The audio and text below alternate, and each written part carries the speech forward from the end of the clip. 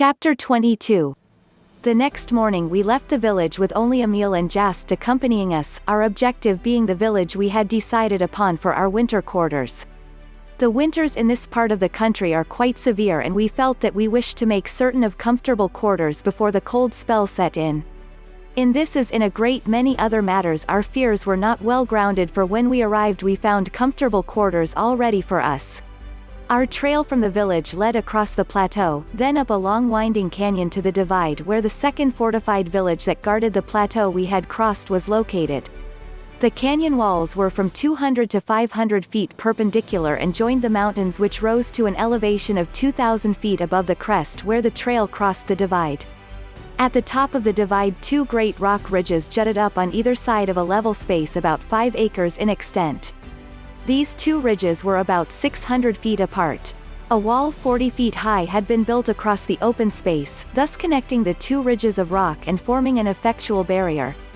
This wall was 60 feet wide at the bottom and 30 feet wide at the top, and was so constructed that the top formed a runway over which huge rocks could be rolled, then dropped to the ground on the outer side of the wall, where the ground sloped sharply and connected with a steep declivity, down which the trail passed on the way to the other side of the divide.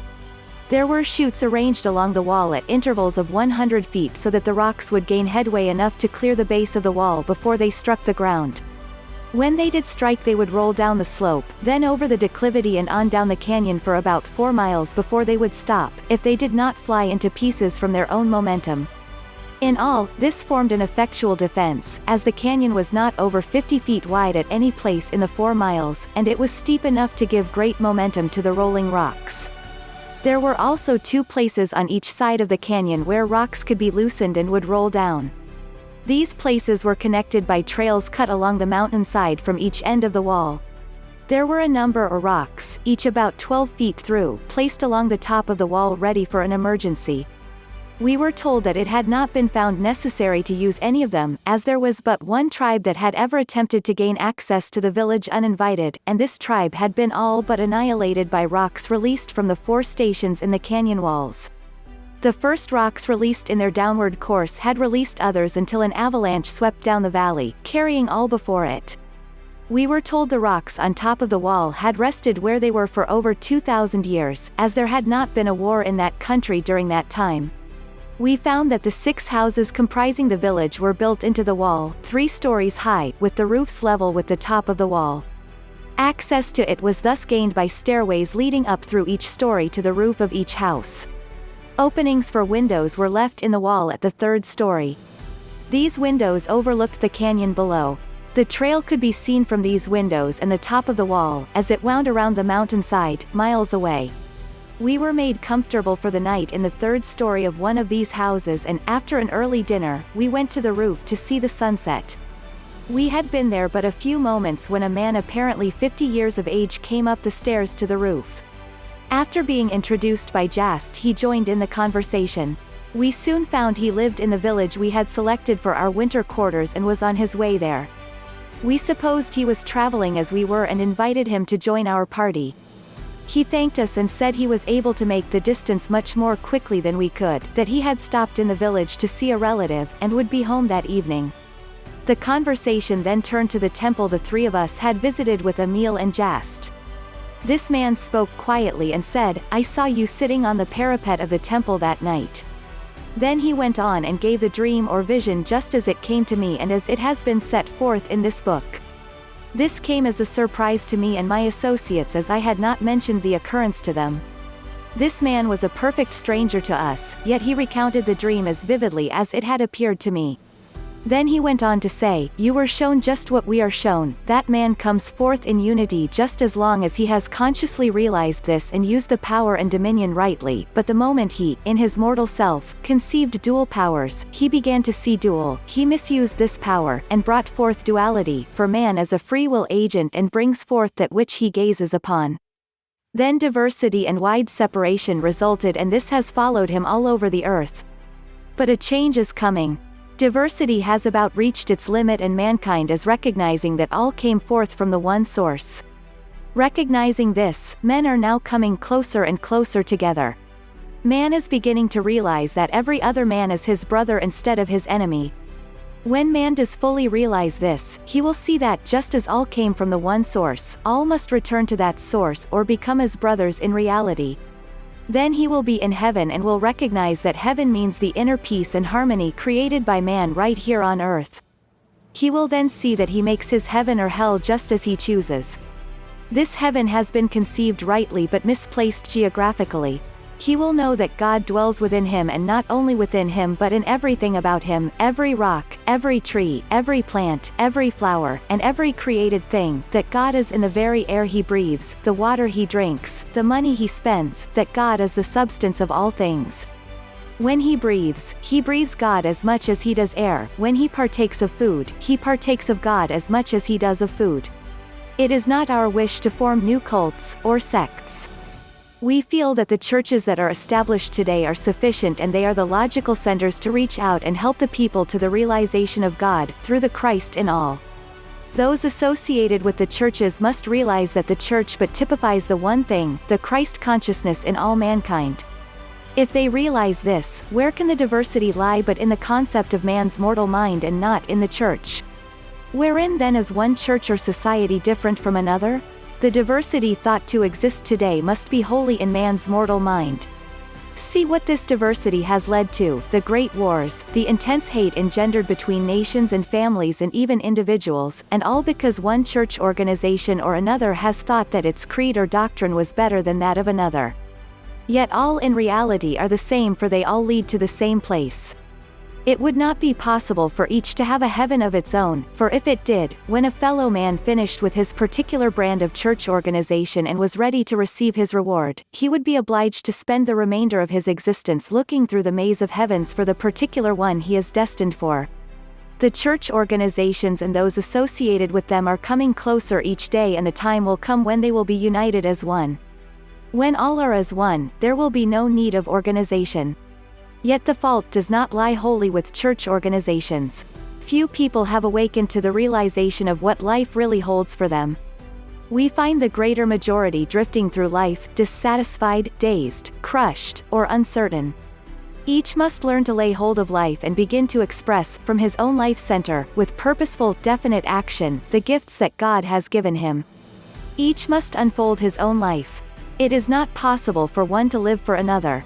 No one can express your life for you, and none can say how you must express your own life. As the Father hath life in himself, so hath he given unto the Son to have life in himself. A soul cannot realize this and just drift, for the whole purpose of life reveals itself in the privilege and opportunity of expressing the God self within. That man is and shall be the divine image and likeness of himself as God's purpose for man. To express that which God has conceived for him should be man's great purpose in life. When Jesus was on the mountain top and his disciples came to him, see what words of wisdom he spoke unto them. His consciousness was awakened to this realization, and he had become established in this high resolve, that man can unfold in the fullness of power only when he has a true ideal, a real purpose in life. A seed can begin to grow only when it is firmly fixed in the ground. The God power within can bring forth a true desire only when it is firmly fixed in the soul of man. We must all know, as Jesus did, that the first spiritual impulse toward expression is the definite desire to express. Jesus said, "Blessed be the poor in spirit," realizing that any limitation in life that can create a desire in the individual to rise superior to the limitation and free himself from it is good. He realized that need is the prophecy of fulfillment. He looked upon every need as soil prepared for a seed.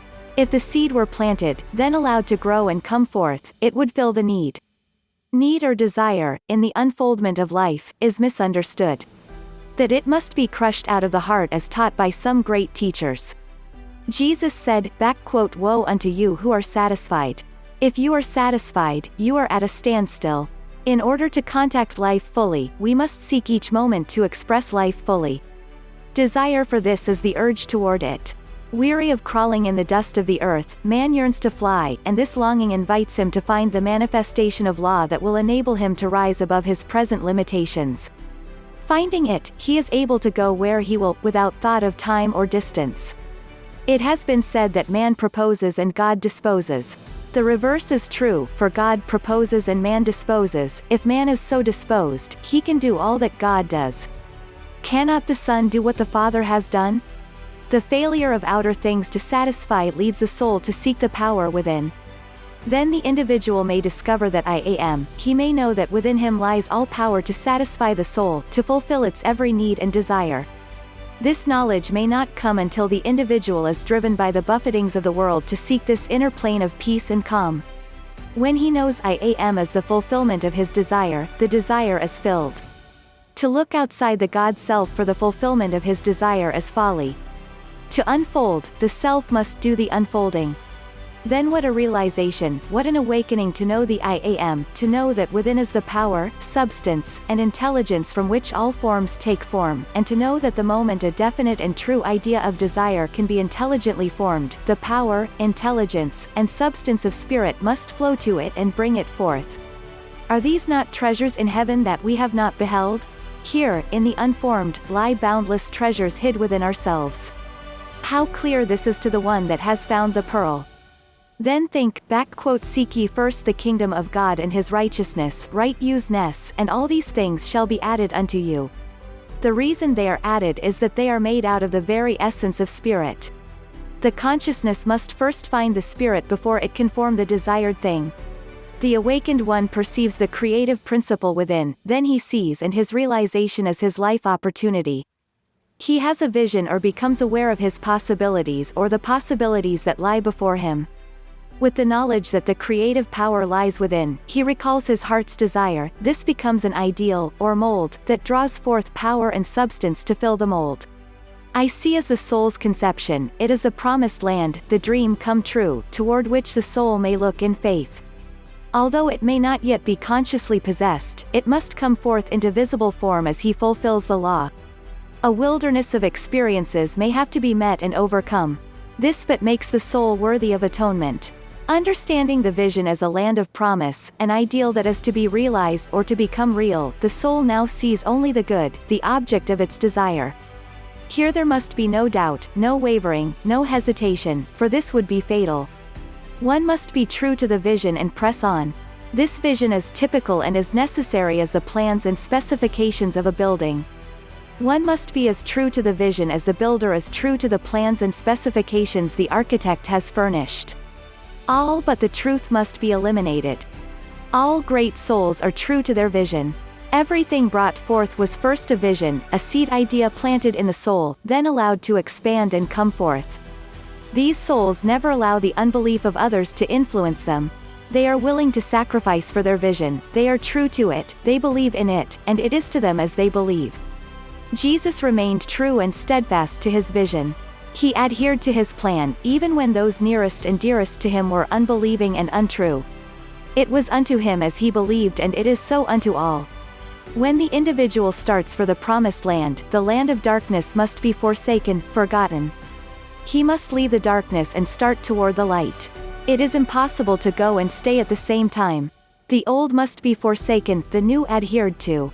He must forget the things he does not wish to remember and remember only the things he wishes to retain. One is as essential as the other. The vision only must be remembered if he wishes it fulfilled. He must remember by holding in mind the vision he wishes to reproduce. He must disremember or refuse to remember the thing he does not wish to reproduce. Every idea, thought, word, or act must be true to the vision in order to bring it forth. This is true concentration, the concentration of devotion, the centering of the forces upon the essential. This is loving the ideal. It is only through love that an ideal can be given expression. Love makes the ideal become the real. If at first he fails, he must be determined and press on. This is the exercise of the will, the cry of self-confidence, the expression of faith directing the power toward the ideal. This ideal could never be attained without this conscious direction of power, this exercise of the will, and yet it would be fatal to the ideal if the will, too, were not ideal. The will must possess the same quality as the ideal to serve. If the will does not possess the desire to serve, the power the will wishes to direct cannot be released from the soul. The will to be served turns the life current against self. The will to serve keeps the life current flowing through self and keeps the self in radiation. To serve gives purpose to vision, it releases love in life. How can love be expressed unless it flows through the one expressing life? If it flows through the consciousness, the whole organism responds, it thrills every cell with the love it expresses. Then the body becomes harmonized, the soul becomes radiant, the mind becomes enlightened, the thought becomes keen, brilliant, alive, definite, the word becomes positive, true, constructive, the flesh is renewed, purified and quickened, affairs are adjusted and all things assume their true position. The I am is expressed through the me and the me is no longer allowed to suppress the I am. If the body is not obedient to spirit, how can it express the spirit?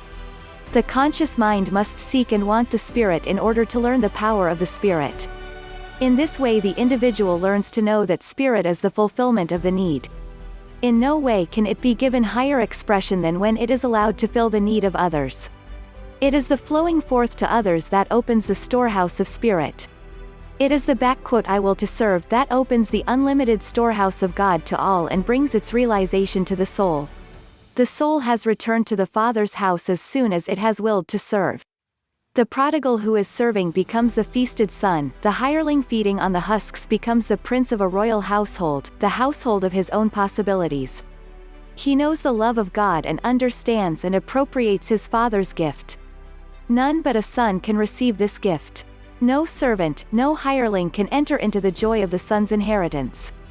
The servant is always seeking to attain, the son has already inherited all that the Father has. When we know that we belong to the Father's household and that we are heir to all that the Father has, then we can begin to live as the Father wishes us to live. Behold, now are we sons of God. The son consciousness causes the fulfillment, the servant consciousness causes the lack.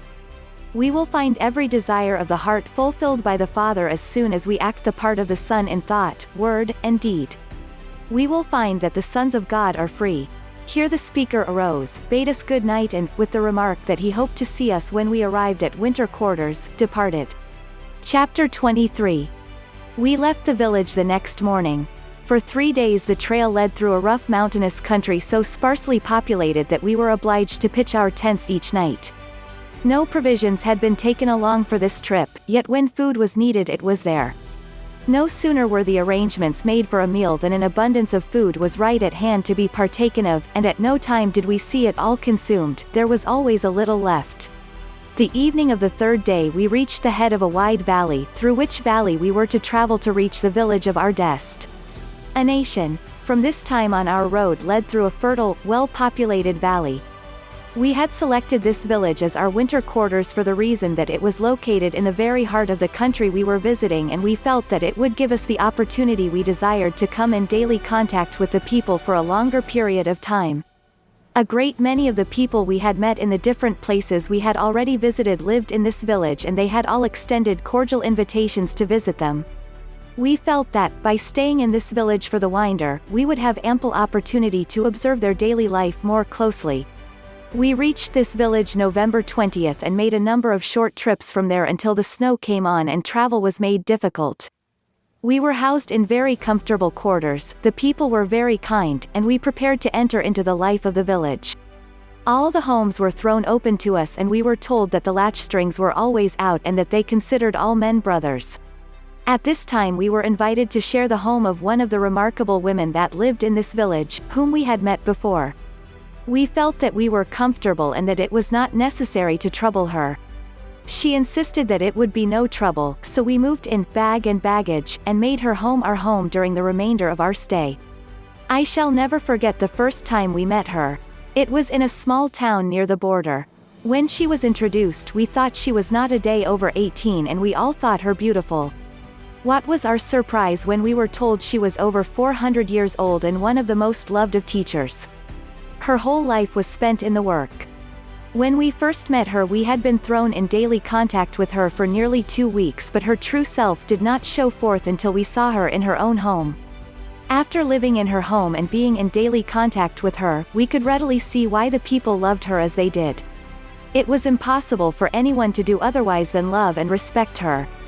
We lived at this lady's home and ate at her table from the last of December until the following April. We had ample opportunity to observe her home life and the home life of a number of others in this village, and we found their lives ideal. The more we saw all these people the more we loved and respected them.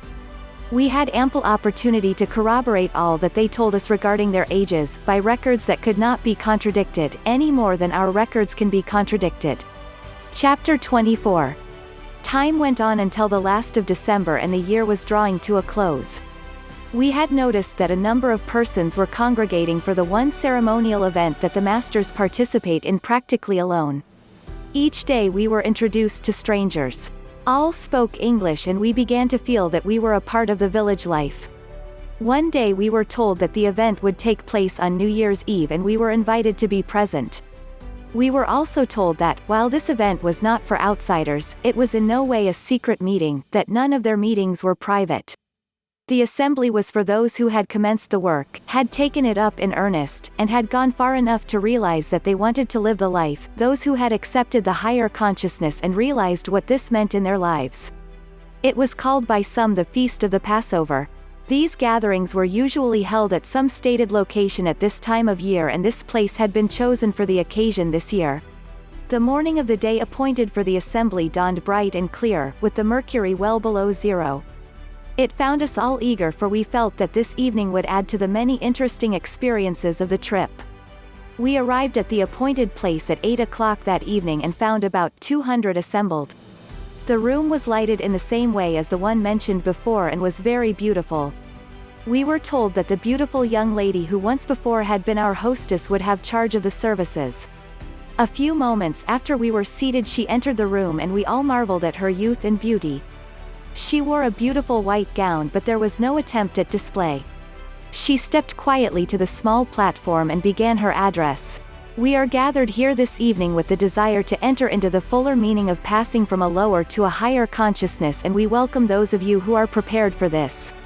At first you followed us, led by your interest in the things you have seen us accomplish, which you at first looked upon with awe and wonder, thinking of them as marvelous. We know you have at this time learned to look upon these things as the everyday occurrences of a life lived as it should be lived, a natural everyday life that God would have us live at all times. By this time you are satisfied that we have not performed any marvels.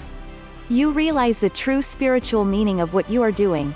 The consciousness that functions from the true spiritual plane always interprets all forms in terms of the ideal underlying them, then the great inner meaning is revealed and there is no mystery, consequently no marvel, no miracle.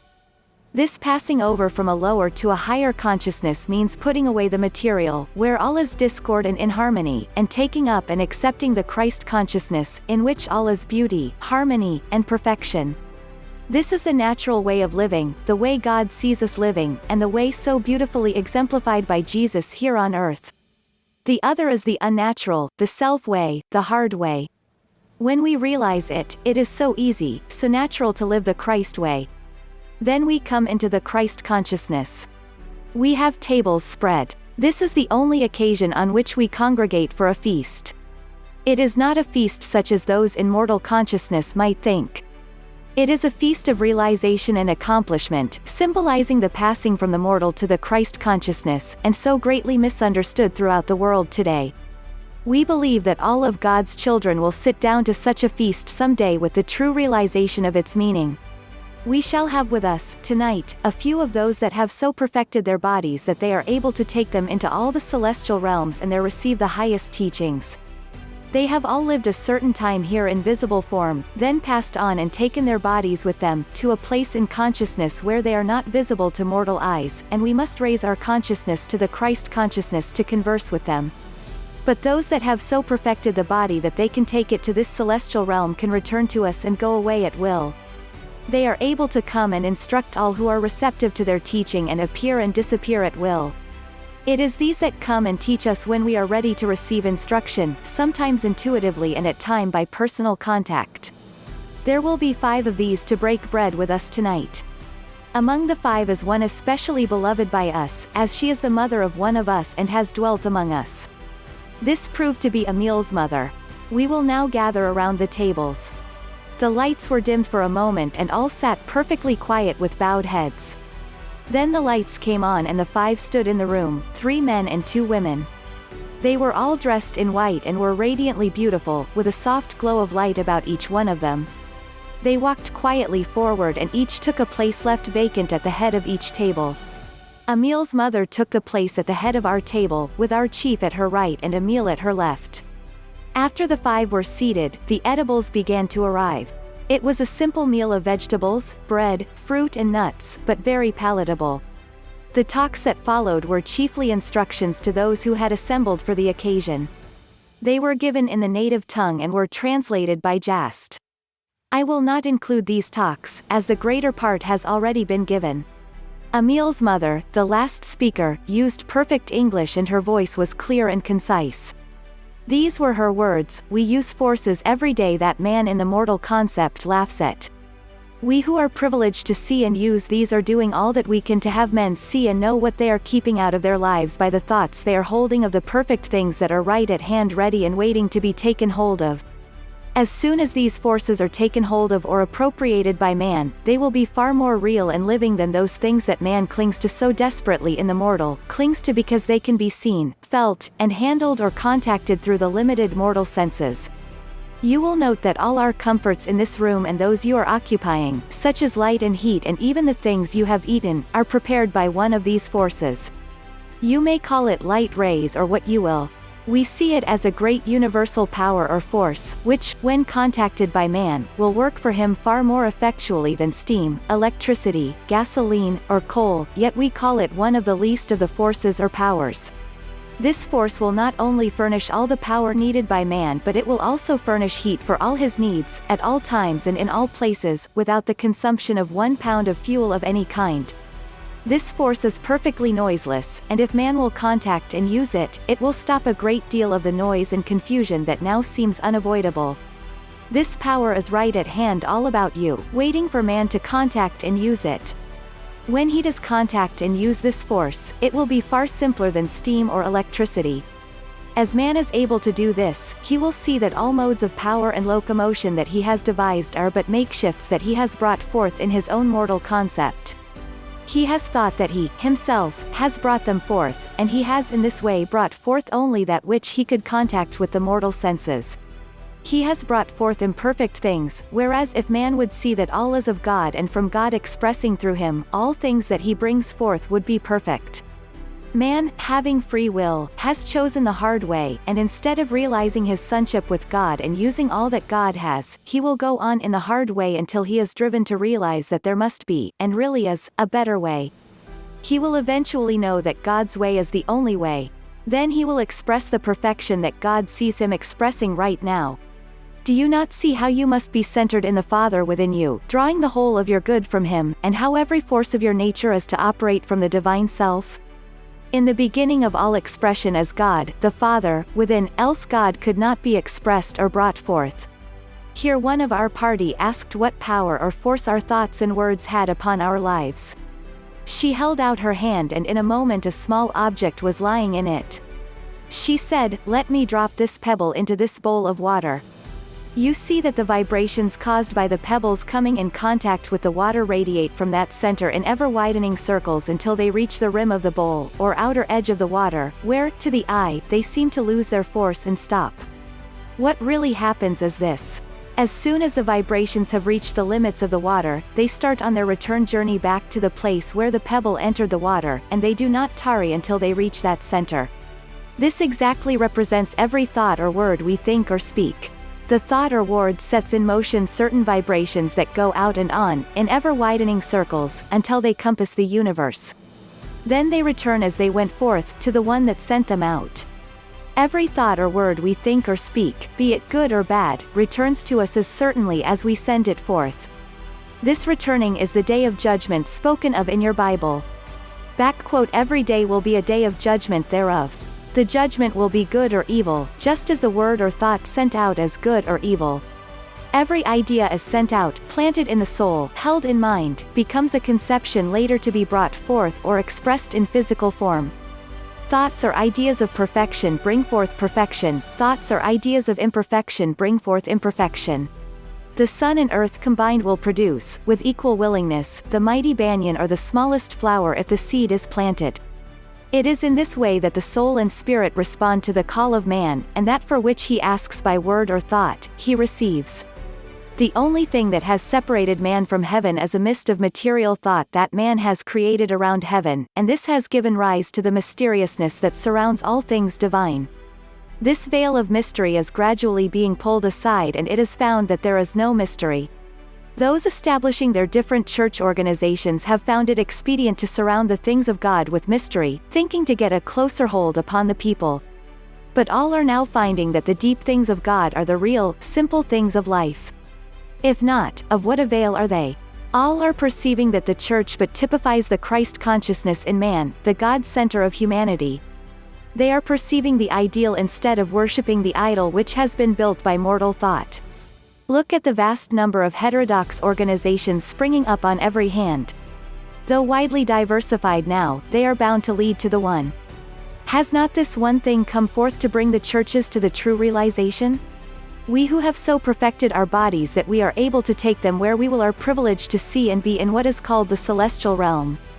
This realm is known to a great many as the seventh heaven.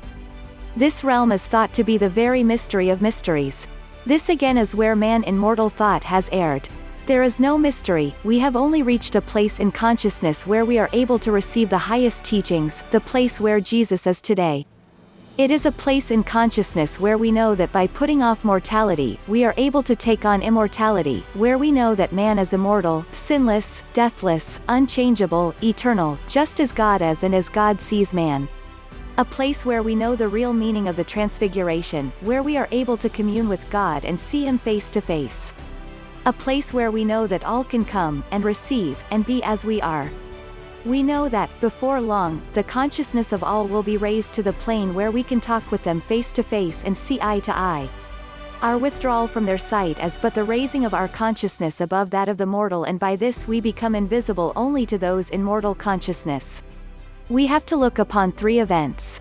One that happened long ago, the one that typifies to you the birth of the Christ consciousness in man, the birth of the babe Jesus. Then the one we can see coming when your great nation accepts and realizes the Christ consciousness. Then we love to turn to the third and last, the greatest of all splendors, the second and last coming of the Christ, when all know and accept the Christ within, and live and unfold in this consciousness and grow as the lilies grow. This is the atonement at one meant. As she finished, the invisible choir began to sing. The room was at first filled with music which ended in a solemn dirge. Then there was silence for a moment, and the choir again burst forth with one glad riot of music, with each measure ending in a boom like the stroke of a great bell. This continued until 12 had been sounded, and we suddenly realized that it was 12 o'clock and the new year was here. This ended our first year with these wonderful people. Addendum. In presenting these notes of experiences with the Masters, I wish to emphasize my personal belief in the powers of these Masters and in their demonstration of a great law, a law that must carry a profound message to the whole human race.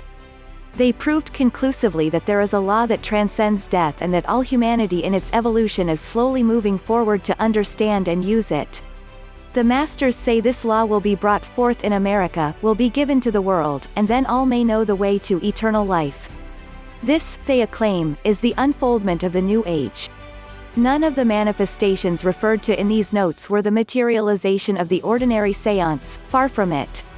It was the higher expression making the body visible and invisible at will, a glorifying and spiritualizing of the flesh.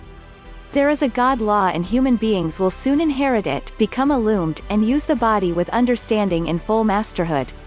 There is no question but these people have brought the light through the long ages, and they prove by their daily life and works that this light does exist just as it did thousands of years ago. BTS.